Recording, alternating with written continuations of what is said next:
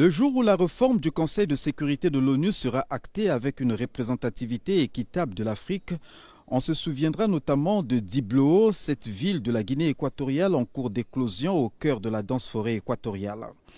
C'est dans cette capitale dite de la paix que s'est tenu le 24 novembre 2023 le sommet du comité des 10 chefs d'État mandatés par l'Union africaine pour conduire le processus de réforme du Conseil de sécurité des Nations unies.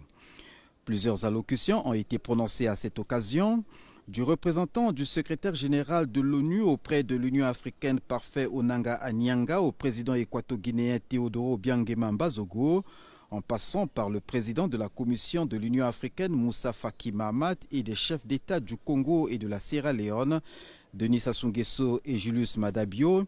Il ressort que l'injustice historique subie par l'Afrique depuis la fin de la Seconde Guerre mondiale doit être corrigée.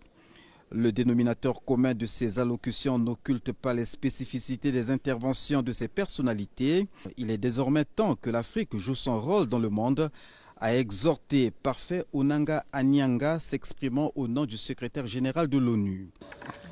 Le secrétaire général apprécie hautement le rôle clé du groupe africain en tant que groupe régional le plus cohésif au sein de l'Assemblée générale des Nations unies.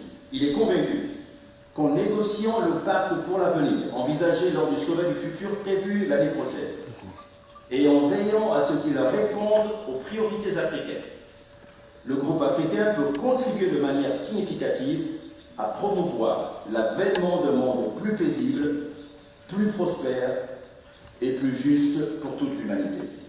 Après 18 ans de négociations sur la réforme de l'ONU, nous avons besoin d'agir au-delà de la simple position commune africaine, a déclaré Moussa Faki Mahamat, président de la Commission de l'Union africaine. Et pour lui, le moteur de l'action, c'est l'unité. Au sujet de l'unité, Moussa Faki Mahamat a été rejoint par Julius Maada Bio, président de la Sierra Leone et coordonnateur du C10, pour qui l'Afrique doit poursuivre sans relâche le combat malgré les difficultés.